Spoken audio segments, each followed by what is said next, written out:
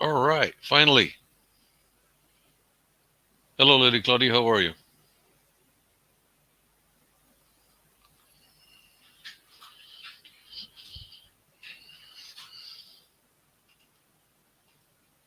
I'm fine, thanks. Good. Awesome. Okay. Is Kerry joining us?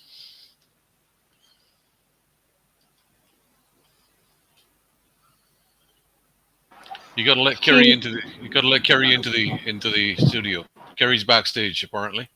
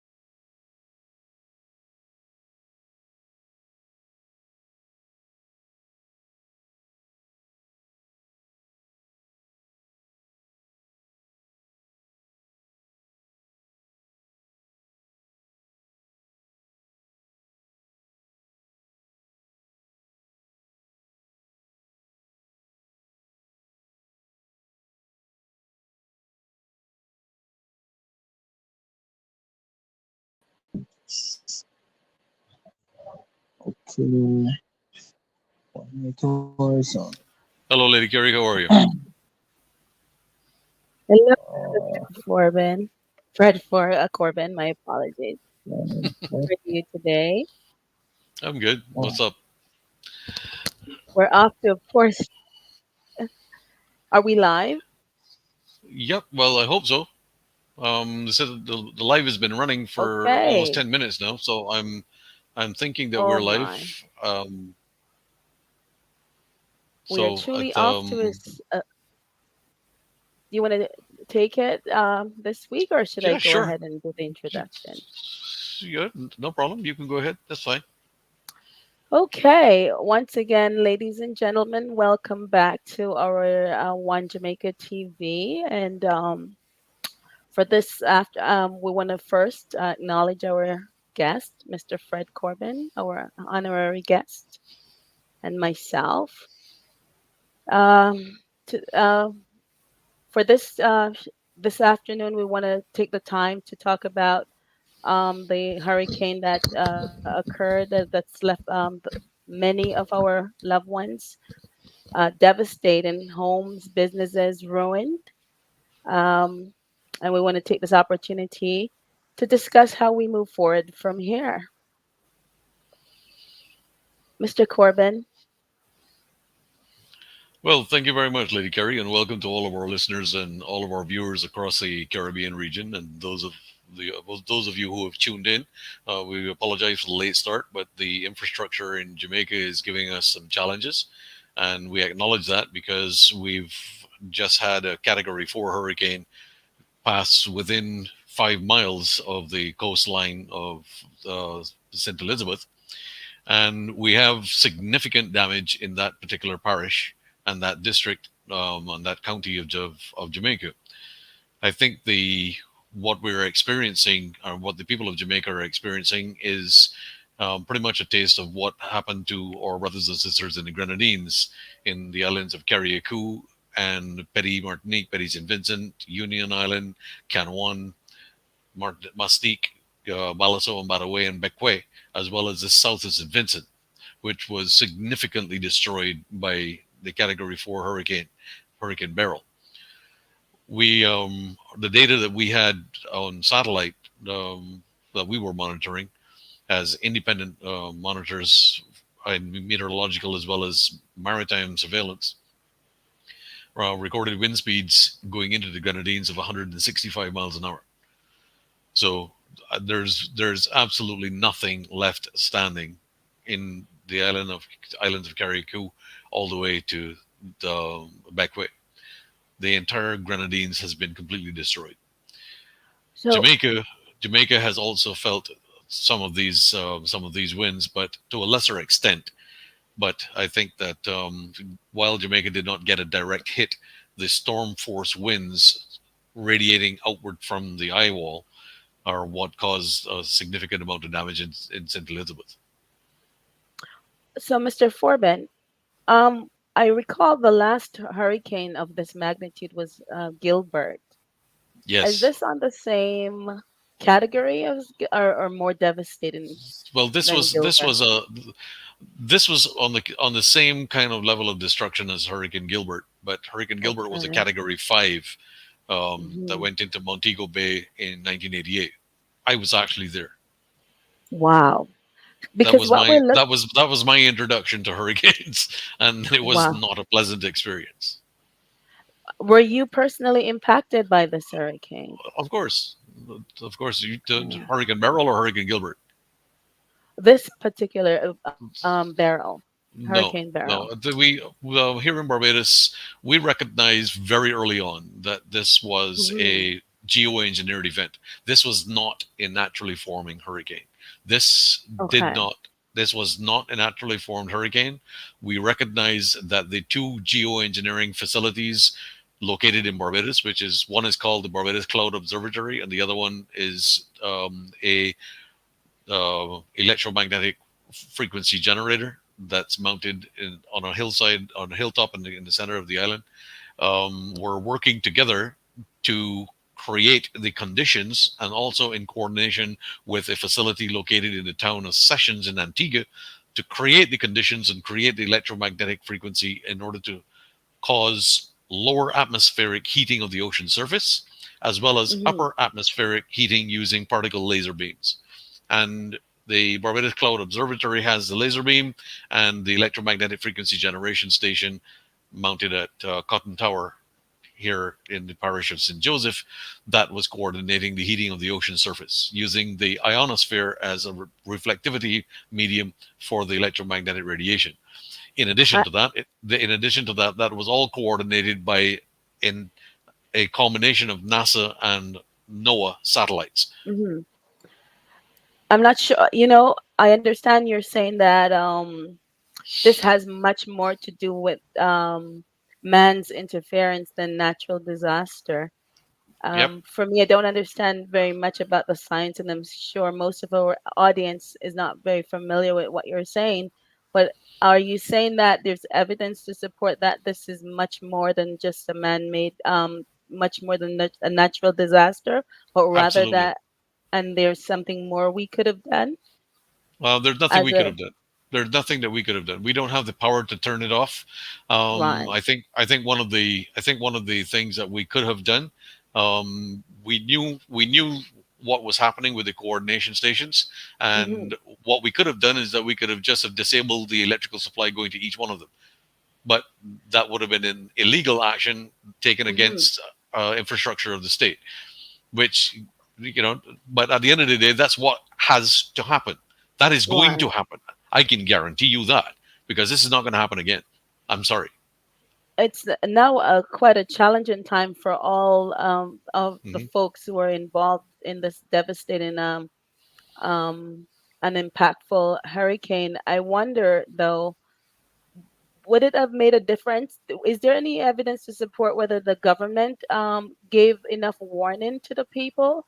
Because one of the things that I want us to go into is the infrastructure on the Caribbean. For instance, we know that Jamaica has a lack of infrastructure, but also I wanted to understand if the people themselves were given enough, because this is considered an emergency.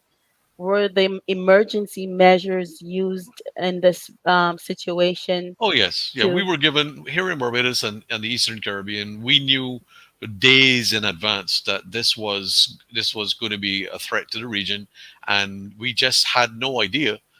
No one had any idea other than those of us who understand the geoengineering scenario. We Hmm. knew. We alerted all of our social media contacts that this was going to be a geoengineered event, and we watched it develop from a tropical wave, then into a depression, then into a tropical storm. And 16 hours after it became a tropical storm, it jumped from a tropical storm of winds of 45 miles an hour to category 4 of winds of 140 miles an hour in My 16 goodness. hours.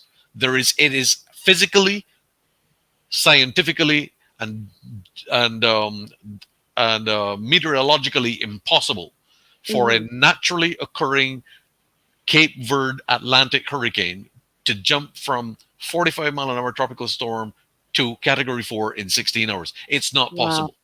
One of It's the. not possible. In addition to that, the most Hmm. important thing to remember, is that hurricanes will only form at 5 degrees or above the Hmm. equator. This was Wow. actually below the 5 degree mark. And see, one of the difficulty in proving what you're saying is that the ordinary common folks like myself don't, they're not familiar with the science of all these occurrences. Well, And if they so. want to familiar themselves with the science, and they want to familiarize themselves with what happened, they can go to my Telegram channel.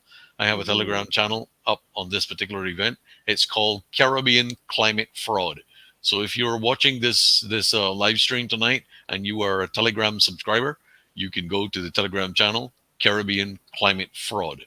Type it So in. You can request to join the channel, and you can view all of the information there. it seems that now, of course, with the information you're sharing, it is now becoming precedent that we as individual learn more because we are not sure that whether our government or not is doing things that may be jeopardizing our lives, like for instance interfering with the weather. But now that the hurricane has occurred, my question is, where do we go from here? I know one of the things from what you're saying is the lessons learned. We have to acknowledge that there may be interference in the weather, but we now have to think about the families, the devastation, rebuilding the communities across Hmm. Jamaica and the other islands. It's such an impact. I saw in the island of Grenada how devastating it is in some areas.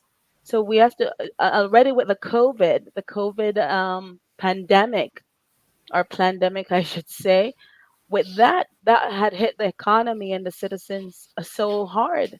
But with this now, we have to look at rebuilding. What are some of the things that we know that my question is, what are some of the things that we have to start doing in order to prepare for a new Jamaica, a new way of thinking about these things? so that we don't run into the level of devastation.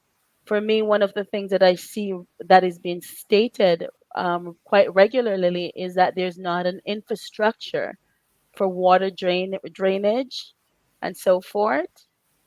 So, do you have any information on?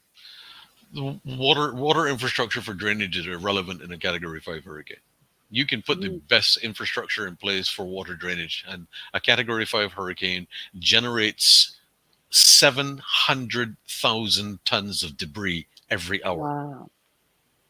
A Category 5 hurricane, listen to this very carefully, and this is not hyperbole. This is actual documented evidence from two Category 5 hurricanes that I've experienced. Gilbert in 1988 and Hurricane Ivan in Grenada in 2004. I was present for both. The most Mhm. important thing is when you have wind speeds over a geographical area of this size, a Category 5 hurricanes with wind speeds of 160 to 180 miles an hour will generate 700,000 tons of debris every hour. Wow. I don't care how much infrastructure you put in place to control flooding, the debris generation alone will render it useless because you will have blocked drains, blocked gullies, blocked ravines. You will have waterways that are blocked. You will have massive damage from the infrastructure being all of the debris being blown into the ocean, and then the storm surge bringing it ashore as a bulldozing wave. Hmm. So not only do you have the debris that's already in the water, but then the water has that debris in it and it's coming ashore 20 feet tall, traveling at 30 miles an hour.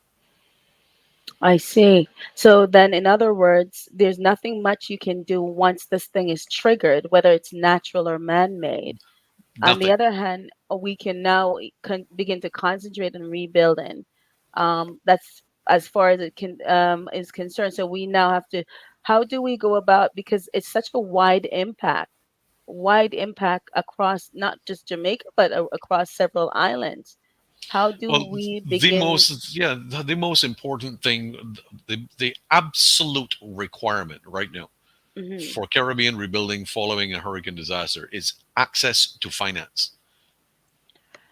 No access to finance stalls everything dead in the water because you have no money to rebuild anything. Now, the Prime Minister of Barbados has been charging up and down the global stage talking about her creation of the Bridgetown Initiative, which is to put funding in place for climate resiliency and climate crisis and so on and so forth, telling people that Mhm. this is the kind of events we need to prepare for and so on and so forth and so on. That is a lie. That is a Uh, fraud. Every single thing that she has said with regard to the formation of the Bridgetown Initiative is nothing more than the direct and deliberate attempt to create a money laundering operation in order to facilitate the control of the finances for the Caribbean region. The the Bridgetown Initiative has nothing to do with climate resilience or climate crisis funding or anything like that. The reason that we know mm, this is that we look at all of the central banks across the entire Caribbean region, and they're being shut mm. down one by one by one by one. Why? Because the Bridgetown Initiative, if she gets her $20 trillion put in because of reparations and this and that and the other, and countries contributing and so on, she will now control the access to finance for every Caribbean territory for a fee. For a fee, 20% goes to her Bridgetown Initiative, and then the money may or may not be disbursed depending on political allegiance. Well, This is what we're dealing with. I'm glad you mentioned, Mr. Forbin, that the finance, because it just so happened that I took a look at the Jamaican budget and their spending, and I see that up to 40% or more of the Jamaican dollars are going into government salary. Very little of this money is moving towards the Jamaican citizens. And yet, I see on YouTube our Prime Minister of Jamaica, Mr. Holmes, speaking to the Jamaican people and making reference about the sustainable development, which is again goes back to the WHO. He's mentioning that using the model of sustainable development is where he plans to take Jamaicans.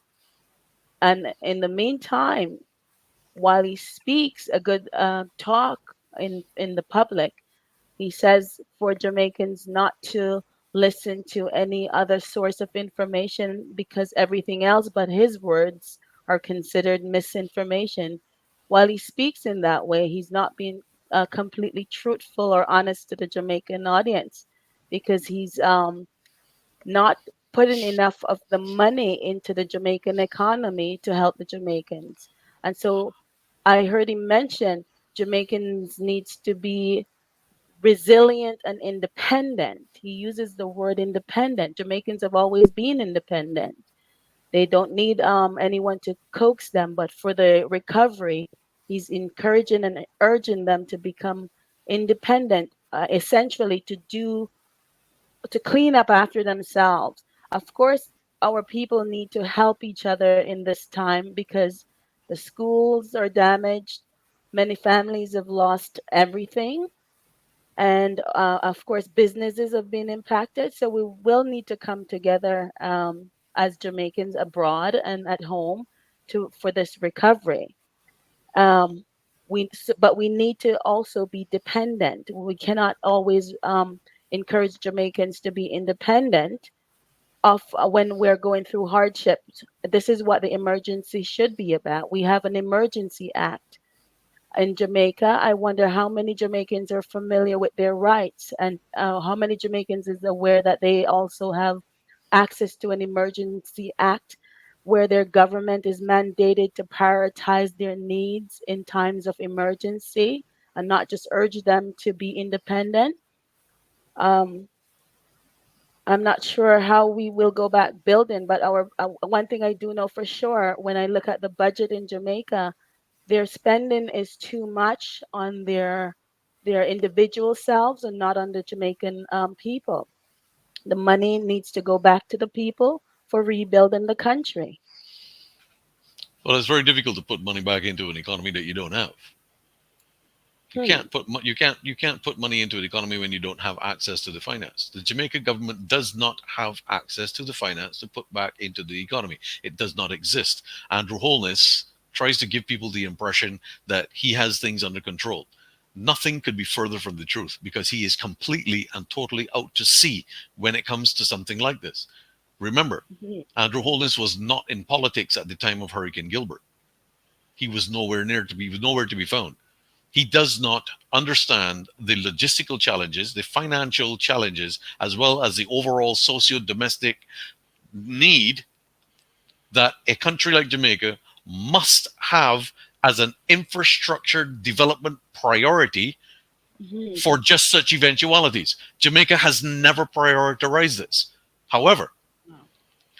private sector organizations such as mine, Mhm. when we did the Free Winds Caribbean Food Security and Regional Development Initiative, we Mhm. created we created a company Right. and a policy for Caribbean assistance, where Mhm.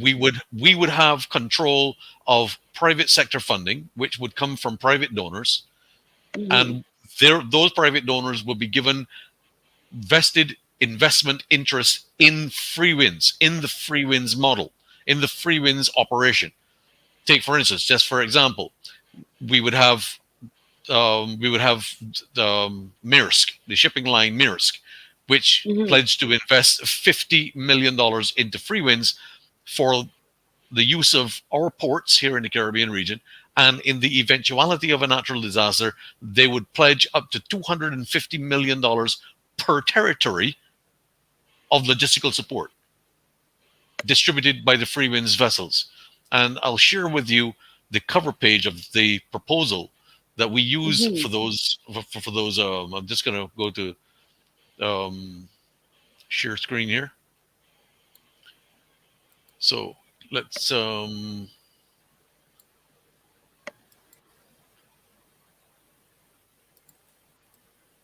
Let's go to regional development.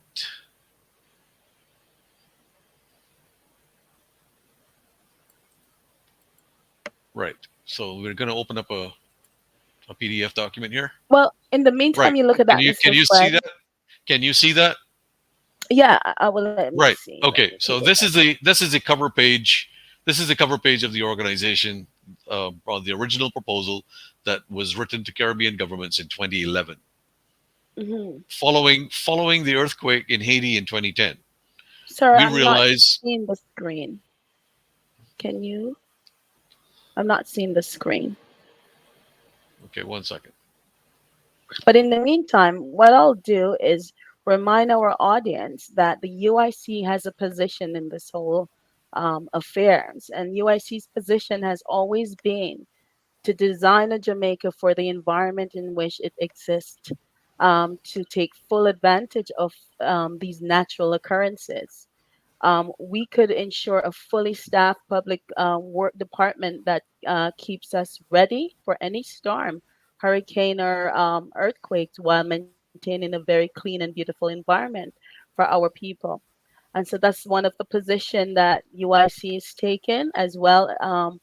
UIC is looking at a sovereign and well-funded um, team to establish using the GCT, the first eradicate poverty and then to save for any national disasters and emergency. So we have someone in position that is ready to take on leadership and to direct Jamaica in so many different ways to protect Jamaicans. We cannot never avoid a storm, but we need someone who is ready. And we believe now we have individuals who are in position of authority, but their interest lies above the people. And so, please, Jamaicans, these are the situations that are examples. When you have the right leaders in place, you can minimize the impact when you're faced with these type of devastation. We need to look at alternatives for our people. Just preparing this image here. I'm just going to save it to my desktop. Hmm. Okay. We Just so have that Miss Janet who has joined us, and perhaps she has something she might want to share. Welcome, Sister Janet. Oh, A thank bit you, thank late, but you. better late than never, as they say. Yes, technical difficulties Please, as usual. please feel free to lend a hand to this conversation about it's unfortunate when we have to go through these things. We so many devastation, family lives lost, property, etc. But when you have to go through it and you question the leadership, when you question whether you're in good hands, I'm seeing the Prime Minister of Jamaica speaking to the Jamaican, and I'm saddened because he's speaking in two tongues. He's saying one thing, but on the other, he's saying something else that I'm afraid the people of Jamaica is not fully aware. He's speaking a lot in terms of the world economic and how to capitalize on these situations in human lives. And we can't afford to have that type of leader leading our people because we need the best for our loved ones. So, what do you have to contribute on this? Absolutely, I agree with what you're saying. At this point, with the aftermath of the hurricane, he should be zeroing on how to help the Jamaican people, not bringing in, the world at large. But there are families that are devastated. I have seen some of the wreckage, some of what has happened, and the roofs of so many houses that are missing, and what is being done for the people. It's not just talk, but we have to actually put action to the talk. How are we going to mobilize and get people to work together to rebuild? Because most Jamaicans do not have home insurance. What is that? Mhm. And so, Yeah. many people have lost not just the roof of their homes, but they have lost furniture. I remember seeing a video of a young lady who was literally on top of her house trying to hold down the zinc. And people are calling her stupid, moron, all kinds of names. But I Mm-hmm. understood why she was there because of the hard work that these individuals have put in to purchase the few little items that they have. She wasn't thinking about her life. She was thinking about how do I secure my little bit of property here. So this is the stage that we're at now is how do we get together now and help these people to rebuild. This is a time now when we cannot be selfish. This is a time we have to reach out and share some of what we have, some of our resources to help others. There's a big need for food right now. What are we doing to help? I saw an article where there's millions of dollars lost in crops. So now you know what's going to happen. The price of food is going to go up. So we have to now think of some practical ways that we can help our fellow Jamaicans and not just talk, but do the walk along with the talk. And I want to add to that point, Miss Janet, that we should also concentrate on the emotional health of Jamaicans because I saw one video with a tree that fell on the mother, and the family so broken. The father broke down, crying, shedding Mhm. tears. The son was 17 years old, devastated. So there's an emotional piece as well that needs to be considered. So we need so much support for the families to rebuild not only physically, financially, but also emotionally. And I think UIC is prepared to step up, but we need Jamaicans to step up with the UIC team. Absolutely, absolutely. And I think this is where people who are trained professionals in the area of counseling, this is where they could volunteer some of their services to help families cope because it is difficult to help them cope. And so this is an area that we have to reach out as well, like you said, in the area of the emotional and the mental, to make sure that people are not losing it because it is very easy to just give up and this is not the time to give up. So we have to try to mobilize counselors and anyone, pastors, whomever can help to these families to cope in their situation. I want to go back to Mr. Fred Corbin for a minute. Mr. Corbin, are you prepared with the document you were trying to? Well, I'm just going to share a cover. I'm just going to share a cover page and give a brief description of exactly what our mission was when this was brought to our attention. So I'm going to share Right. this. I'm going to share this cover page. Can everybody see that? Let's see. Are you seeing that, Miss Janet? No, Nothing yet. Not seeing nothing, anything yet. nothing. Okay. I Well, I don't think. know. I don't know what's going on there, but Mhm. I may be doing something wrong. So it's already. I think our administrators got to allow it. Um, so I'm not sure. I'm not sure. It's in the screen share, but I think the administrators got to allow it Oh, in I somehow. see. I see. So anyway, Okay. at the end of the day, just so that people understand, is that since 2011, Mhm. we've had a complete and integral understanding of precisely what is needed after a natural disaster, such as a hurricane strike or an earthquake or anything like that happens in the region.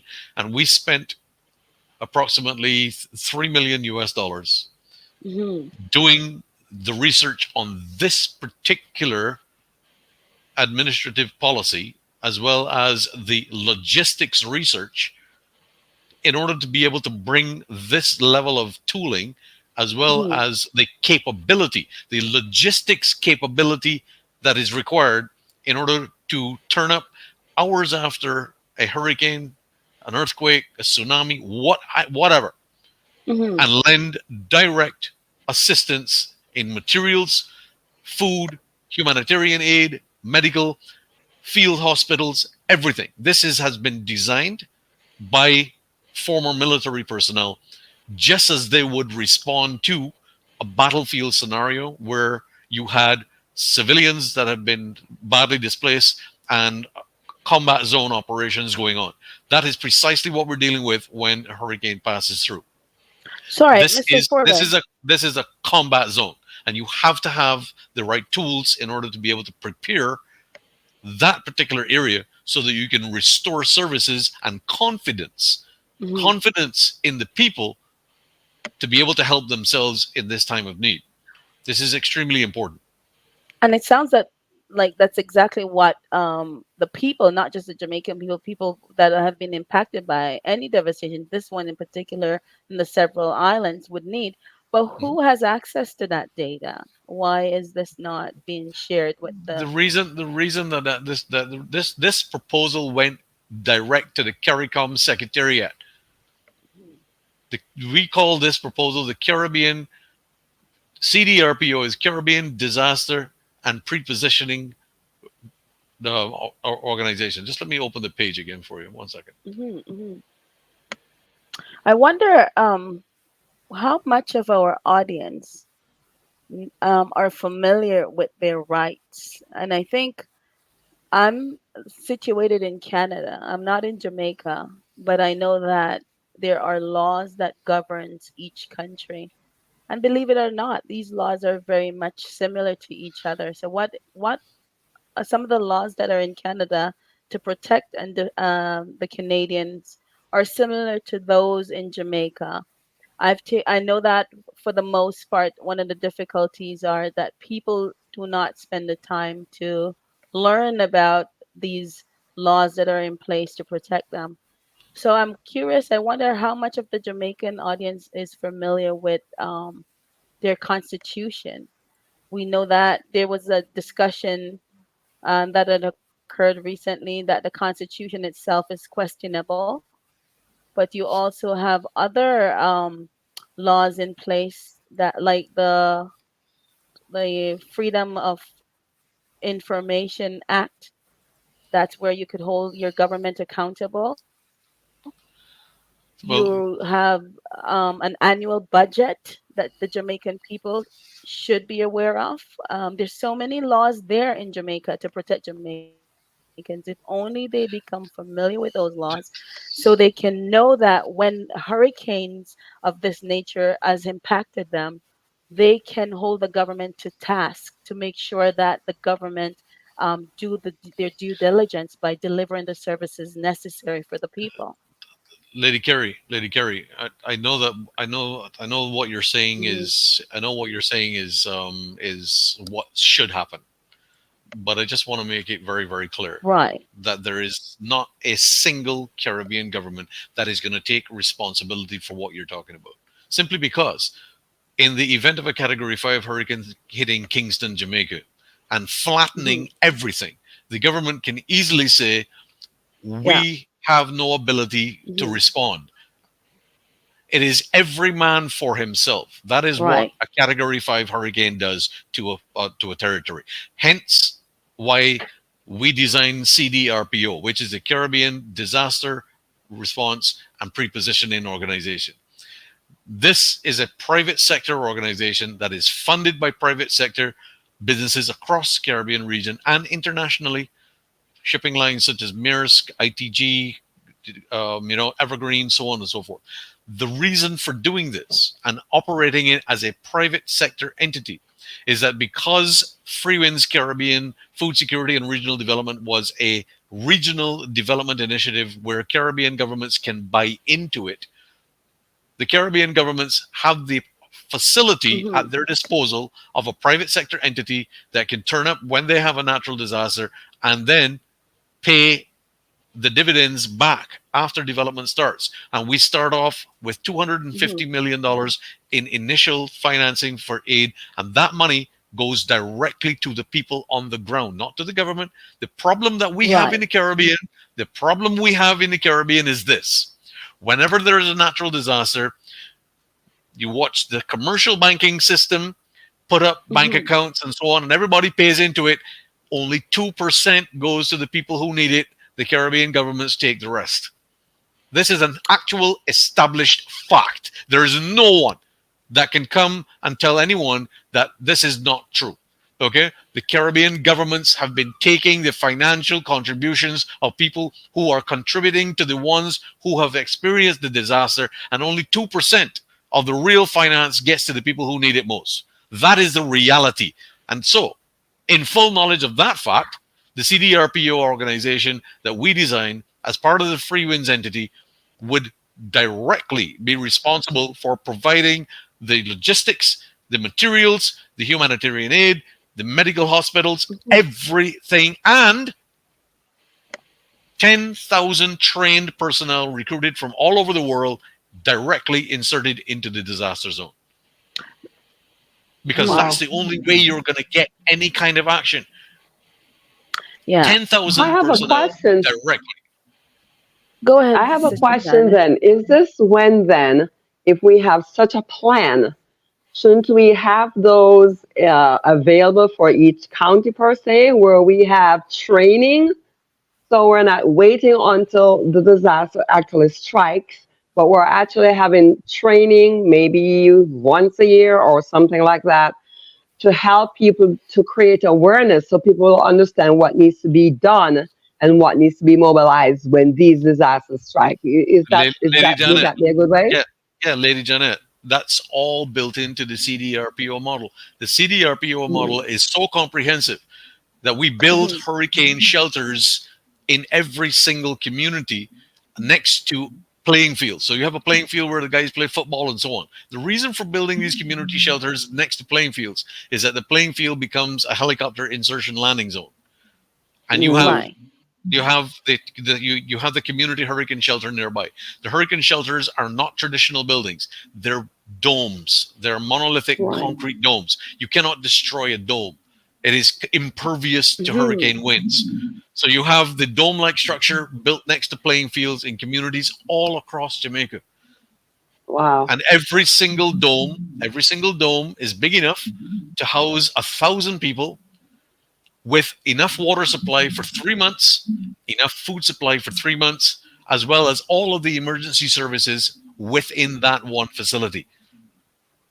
Mm, And this is all So private sector it's funded, all private sector funded. To do an island, to do this kind of outlay, this capital outlay for the island of Jamaica would be 486 million US dollars. But look at the benefit of spending 486 million US dollars that private sector entities get back in trade with Jamaica, and the Mhm. population themselves are still able to get back to work and be producing normally right after a disaster. wow. 486 million US dollars is a drop in the bucket compared to a national disaster of category 5 hurricane where you have over $700 million in damage per square mile. Mm, Hmm. Digest that information. $700 million in damage per square mile. How do you calculate that in the grand terms of an economic scale? And That that's is the the real disaster. The real disaster is this: the inability of the economy to deal with a restart up. So if there is mhm, absolutely no funding available, even at the $250 million level, to come Mhm. in and say, here's the kickstart, and then you have the protection of the people who are going to be able to work again, you have no ability to function. Okay? And You wow. have no once again ability. it goes back to the people becoming learned about the Training. policies Training. and Yep. procedures in place to Yeah, hold and their the government government, accountable. none of the government policies and procedures in place ever work. They have never worked.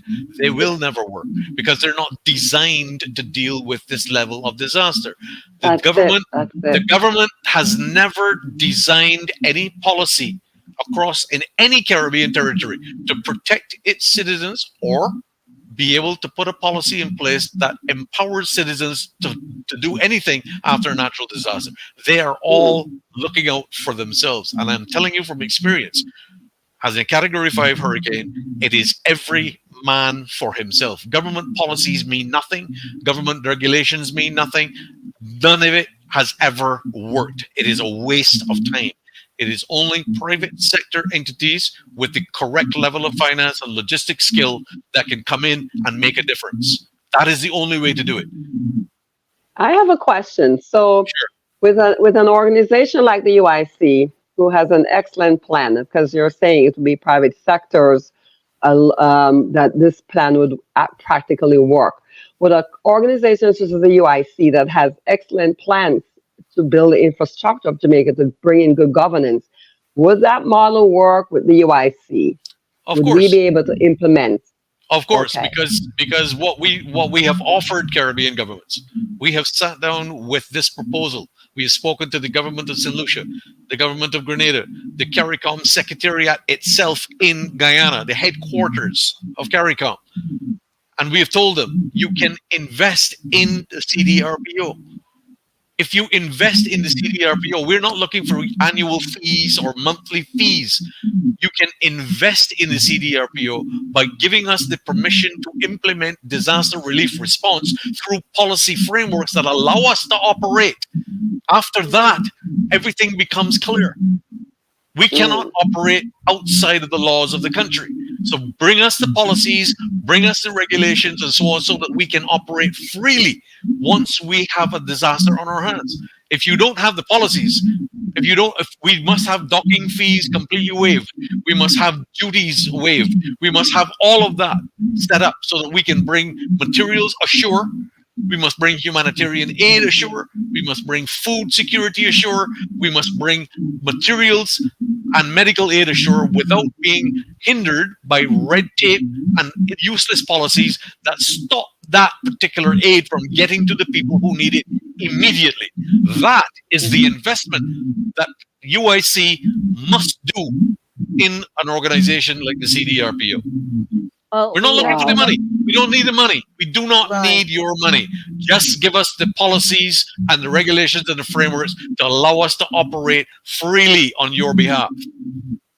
We have one of our guests, Sister Janet Gorham, saying that UIC has an excellent vision and is looking to a clear future. And it's a reminder again of why we need to start leaning towards responsible and respectable government. Mhm. We have strayed away. We've been abused as a people for so long that we've gotten used to being abused, and so it becomes a normalcy. And Jamaican people need to go back to demanding to be treated with respect and dignity, and where UIC is prepared to do that through its vision. And we have to start learning how to hold each other accountable, hold our government accountable, as opposed to having them get away with everything. We need to check on how they spend their money each year. They have transparency. The government actually has a website that you can click on and see how they break down their budgets. Become familiar with what is taking place in your country. Get involved. Be citizens of the Hmm. country. Otherwise, you're going to be in a failed relationship. UIC is prepared to change that. We have Mr. Corbyn with a great plan of action. We're ready to work with Mr. Corbyn to make sure that Jamaicans stay safe in the future. The entire Absolutely, Caribbean, absolutely. the And entire Caribbean region. Absolutely. yes, Absolutely. and it is sad to hear that this is such a great, practical, effective plan, and it has been turned down or tuned out, turned on deaf ears. No one has responded to it. It is very Mhm. sad, and we have had 80 years of what? 80 years of nothing.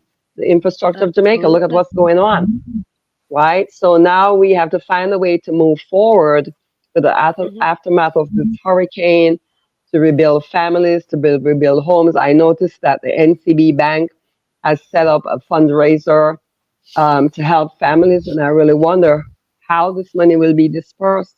I'm really hoping that the right representatives will be going out to assess the damages of these homes, so that the monies will be go to the individuals who really need it the most. So I And guess we'll have to see how that unfolds as time goes yeah, along. I and think we at it's UI absolutely, I think it's absolutely important. It and is we at Yeah. critical, absolutely critical that the UIC make its move now with regard yeah, to the Sovereign Wealth Fund. excellent. And we at UIC are prepared to work with the victims of the hurricane. We just need your input. And we need to go back to a time when we work with unity, because unity makes us stronger. And so there was a time when I grew up in Jamaica where the neighbors would get together and assist each other to build or to create. If there was someone who died, I know that everyone would get together. If there was a farm-in, everyone would get together and have a cookout, and they help each other. And I'm told that, at least in my area that I grew up in, that's not the case anymore. So that's another way that we can work together, um, is to go to that place that our ancestors taught us how to unite as a community. We're not an individualistic society. We don't want to take on the trade of the West. We want to form, and this is a crucial time to be able to implement some of those traditional values that come from our ancestors. Absolutely. Absolutely. And that's the only way we can move forward in a positive way is no man is an island, no man stands alone. We all need each other. And this is a time that we have to put aside our differences and we have to pull together to bring everyone up so that we all can, move ahead and rebuild what needs to be rebuilt and help each other out. That's the only way to go. One of the things that Yeah. you have to remember, one of the things that must be driven home very, very pointedly is this. In the event of a natural disaster that is happening Mhm. like this, Mhm. it is the most efficient equalizer of humanity Sorry, there's a because background noise coming from somewhere. every time somebody speaks, it's keeping a noise. I'm not sure if it's with the administrator or what, but it's Yes, we're having just an interruption with the noise, please. right. Yeah. Okay, so uh, at the end of the day, the most important thing to remember is this: Hmm. whenever there is a natural disaster or a man-made disaster of this scale, Hmm. it does one very thing. It does one thing very, very efficiently, and Hmm. that is it creates the greatest equalization of humanity Hmm. because the oligarch living on the hill in a $15 million mansion still has to seek shelter in the same place as the guy who's sweeping the street. the Absolutely. most important the Absolutely. most important thing to remember is that once you have this level of equality, leveling the playing field, literally, no pun intended, leveling of the playing field, where the $15 million mansion is lying in ruins, but the man in the street is standing under the same shelter as the guy who drove past him at midday and didn't give him a second look. The most important thing is this: once we understand the level of commitment that it takes to rebuild a country from a natural disaster. And I think Jamaicans understand this very, very well because Hurricane Gilbert devastated the east coast of Jamaica. I'm speaking from personal experience. I was there. I was absolutely horrified because I had never experienced anything like that before. And then in 2004, have it in Grenada in Hurricane Ivan. And that Mm. was also a geoengineered storm. We didn't know it at the time, but that was a geoengineered storm because it made landfall in the US. And Ivan was the one that caused the complete collapse of the city of Mississippi City. In sorry, I can't remember the name of the town. Um, anyway, they're on the Mississippi Delta. And at the end of the day, we have not only the resources in the Caribbean region with regard to engineering, with regard to financial management, with regard to personnel, skilled personnel that are all based here in the Caribbean region, which we can implement to rebuild our nation states. And it is absolutely important that Mhm. access to finance is made available for these reasons. But the access to the finance must not be controlled by the persons who want to profit from the misery of a situation they created. Absolutely. You mentioned the finance earlier in the conversation, that the Jamaican government does not seems to be in control. of Nope. the finance. Am I correct in that You're statement? absolutely correct. They have Then then absolutely no control. then None. who is in control of that money? Where's that money going? That money is going to come from the outside controllers of the Jamaica party, the party in power. Uh, Whatever party is in power, that money comes from overseas. That money is controlled through negotiation. If Andrew Holness will have to take instructions from whoever it is that's sending money into Jamaica. I think I have a cue because again that noise is in the background and it's very interruptive. Can somebody really do something about that noise?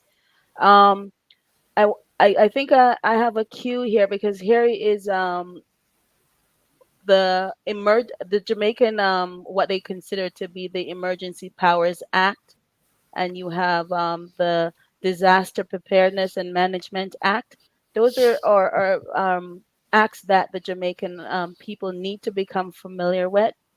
In these acts, again, the Governor General, which is connected to England, seems to be at the front of I suppose the Governor General is responsible for ensuring that the Jamaican government respond adequately in times of emergency. And here it says public emergency that has risen from an earthquake, a hurricane, flood, fire, outbreaks of pestilence, etc. And now my question is, I understand that they, alongside so many of the countries around the world, took dramatic measures in the COVID era. They went above and beyond using their emergency preparedness to deal with a pandemic that killed a very small percentage of the population. What are that is that department? There's still it's the same department that is responsible for the hurricane and whatever other disaster. Are they using the same level of urgency to deal with all these disasters? They went No, after the people to get them vaccinated, which I have to be careful of using that word, but are they having the same level of urgency to address the public?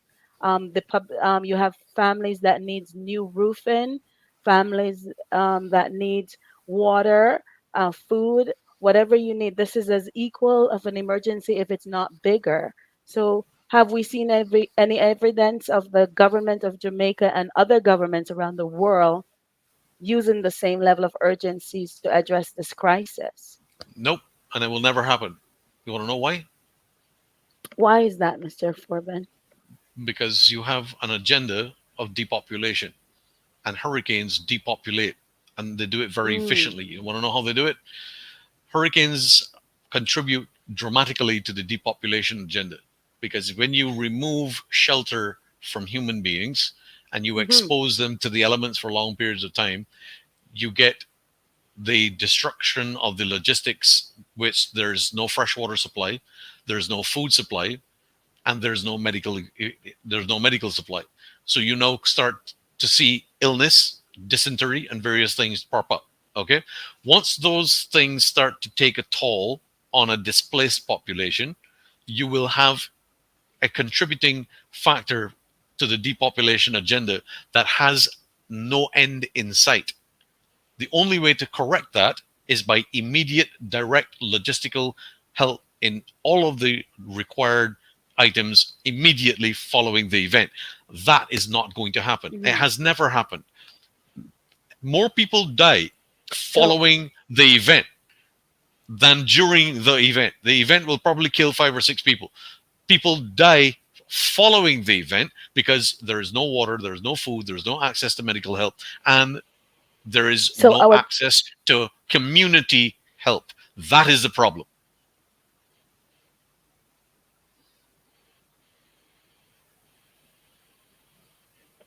That's so what in happened other with Katrina. words, People um died after Katrina. yeah, After the yeah. aftermath versus So the in other actual words, event.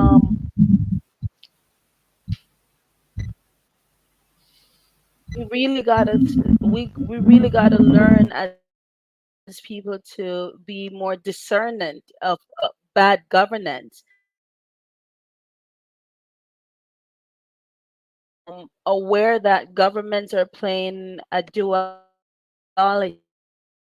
in terms of when it's time for them to really to serve the people. Are nowhere to be found. Of course, they are in the public and on the news, using mouthpieces. I've listened to Mr. Andrew Holmes speaks in a 6 minute video clips where he says, "Don't listen to anyone other than us, the government. Because anyone else but us are misinformationists. We are the truth teller, and we are the only one you should listen to and how to do anything." But yet they're consistently showing how they failed miserably as governments. They failed the people. They've lied, and let's see how they will take the Jamaican people out of the situation. Um, because again, we have the pandemic to compare. We have the disaster of COVID. They were in every person's home insisting that this is an emergency and this is how to handle an emergency. We want to see the same level of commitment and passion in the hurricane. And the people of Jamaica should not ease up and let their government go without accountability. This is the time for you to see what your government is really made up of. We are right here as UIC members waiting want a non-partisan constitution, republic system with good governance.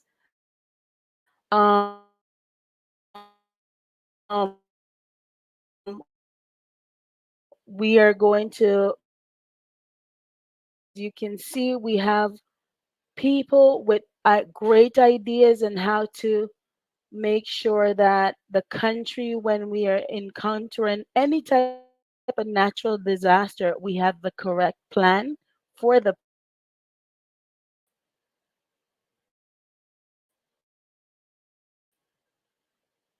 Frozen.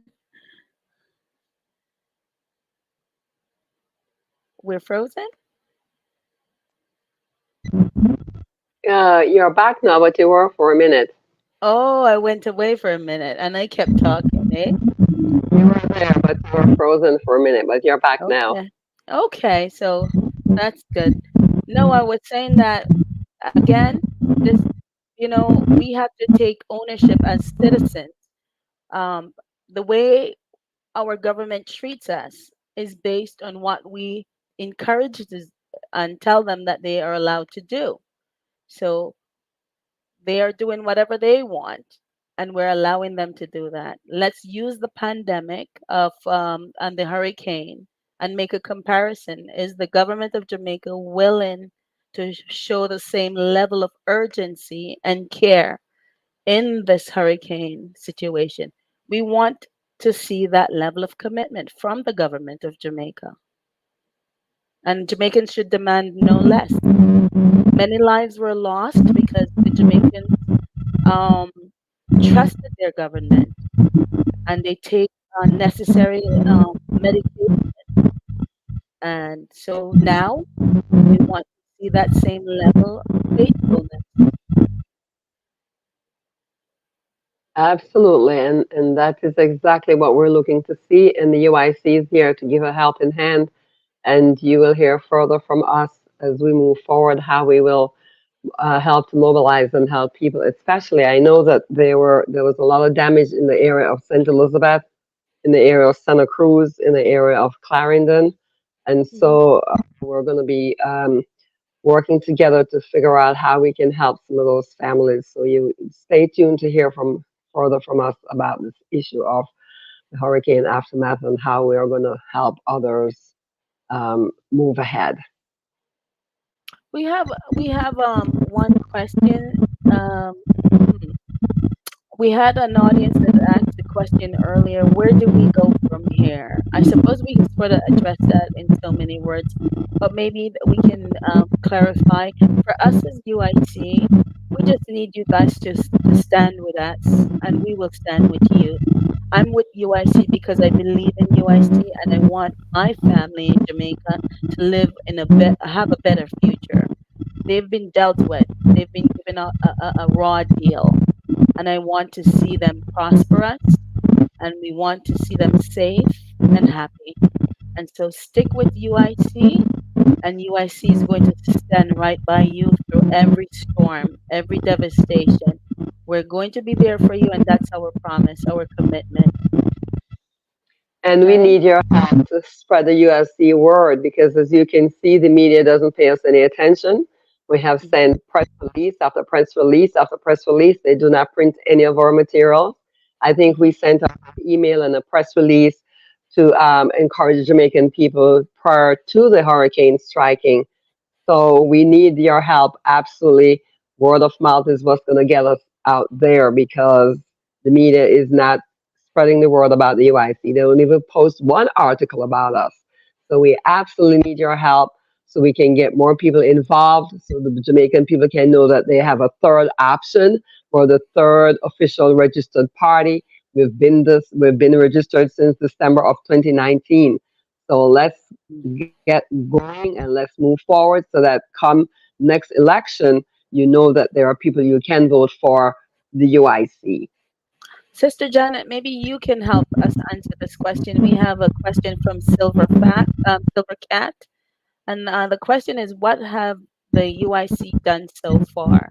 You have a greater history, and may be able to give an accurate answer. Um, one thing I've Well, seen in one of the main, I'm sorry, sorry, go ahead. Yeah. you were saying something more? No, I wanted to Well, say I was that going to say, I'm I wanted to say I'm happy that this question came in because in my brief experience with UIC, what I've seen so far is something incredible, which is truthfulness, honesty, integrity, and the willingness to teach you, to empower you so you can have a better future. You will know how to hold your government accountable because you will know where your government is going wrong. My leader, Mr. Patterson, has done nothing but to educate, inform, and has worked tirelessly. Just get to know Mr. Patterson, his work, and you'll see that he's done more than most leaders in your country. So that's my observation in the brief experience I've had with UIC. But again, we still have that noise that is interfering with the communication. okay, so, and that Okay. is awesome because the UIC is known as an education platform. It was because of the UIC why I understood the role of government in a country. It's because of Mr. Patterson's teaching. And so, one of the big areas that we highlight is the fact that in September 22, 2021, Mr. Patterson led a march against the government dictating to citizens to take the jab. He wanted the government to be able to give the people options, give them options instead of dictating to them what to do. And as a result, he was arrested, right? But that was him um, going on the front line to protect us, to protect our freedom and our liberty. And so that is one of the big things. As a result, only 21% of Jamaicans actually went ahead and took that jab. It was because of Mr. Patterson, the UIC president, intervening on behalf of the citizens of Jamaica. And for that, we want to really thank him So for standing up on behalf of us to stand up for our liberty and our rights because of course we should have alternatives. We shouldn't just be things shouldn't just be rammed down our throat for us to do, but give us some choices, give us alternatives, and then let us make that decision. That decision should be in our hands. We should have that power to make those type of decisions for us and our families.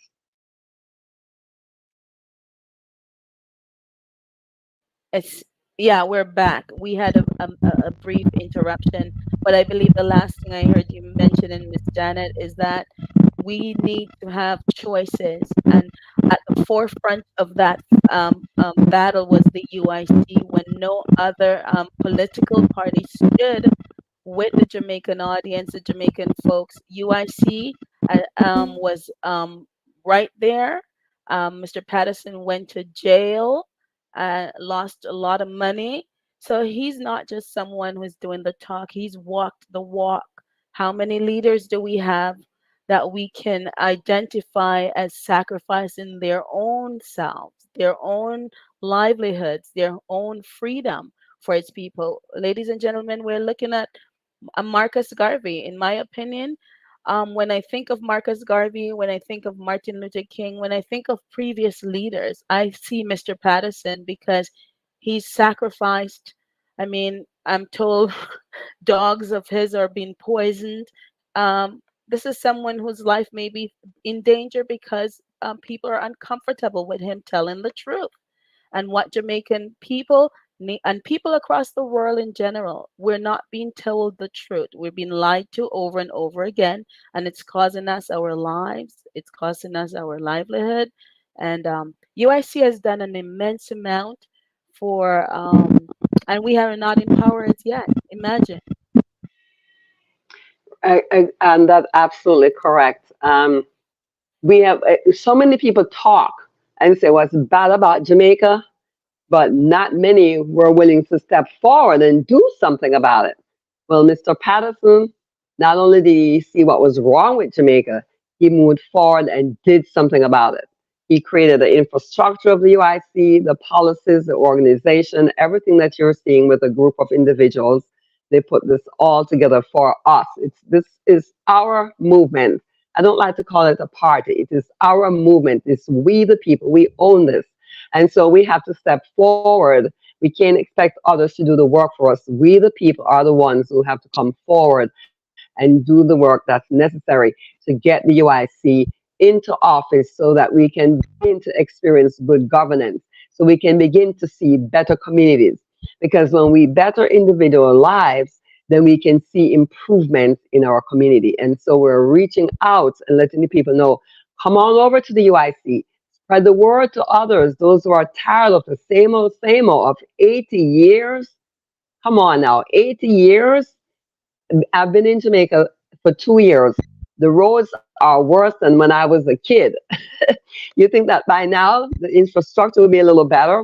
Water supply, I was literally buying water, and there's a water crisis going on in Jamaica right now. Even before the hurricane, there was. And it's an area that we also need to address on the UIC Liberty TV. So we have a lot of work to do, but we need more hands on deck. We cannot just leave it to a few people. We need everyone to come on board and help us fight the fight for good governance, for our rights, for our liberty, and for our freedom. And let us not forget, oftentimes we're saying, what has UIC done for the people? But on the contrary, what has the people done for UIC? You need to be there for those that you're requesting to be there for you. For UIC to remain strong, the Jamaican people have to stand strong with the UIC. And we don't, and people across the diaspora, we need you to help and assist in all the various ways. We need the donation. We want to be able to contribute to the recovery of Jamaicans. We may want to start small at first, but you can always reach us at UIC, go Jamaica UIC for donations, so that we can contribute to the recovery and the devastation that the people in Jamaica and around the world are facing. But for now, we're going to start small, and we're going to carefully plan out how we're going to proceed with helping. But we're going to be in there, and we're going to make ourselves be known through our assistance to our fellow Jamaicans who were impacted by this last hurricane. And we thank you, Mr. Corbin, for your valuable input in this discussion because I learned quite a bit. I would definitely be visiting your Telegram chat because I am on Telegram, and I want to learn that information myself. So I thank you so much for sharing and for being here on the live with us. And we look forward to future conversations as we discuss other pertinent subject matters. So And I'm we're happy to be coming. here, and thank you very much. we're coming to a close to this session. Do we have any last input I before just we want to go? encourage Jamaican people, share this live. Let the people know that we're thinking of them. They're in our thoughts and they're in our prayers, and we're resilient. We are going to bounce from this no matter how long it takes. We're going to work together and we're going to rebuild and move forward. Let's help each other. If you have land, let's start planting some crops and, just doing the little bit that we can to rebuild. But we will rebuild. We are resilient, we're strong, and we're Absolutely. very much stronger together. Hmm. And let us not forget, unity is our strength. Unity is our bond. Unity is our history, and we need to return back to that space where we work together as a community. We help our neighbors. Look out for those around you that are not able, or elders, our single parents, whosoever needs that help in hand. Please be a gentleman. Please be helpful. Um, to your return back to your roots, and become that Jamaica that we know we are, and stay strong. Be safe, everyone. Okay, everyone, have a good night, have a good evening, and enjoy the Good rest night. of your evening. Thank you again, Mr. Corbin, and we'll talk again. Good night, You're welcome. everyone. Good night. Bye. Oh, sorry, Mr. Bye bye. Bye.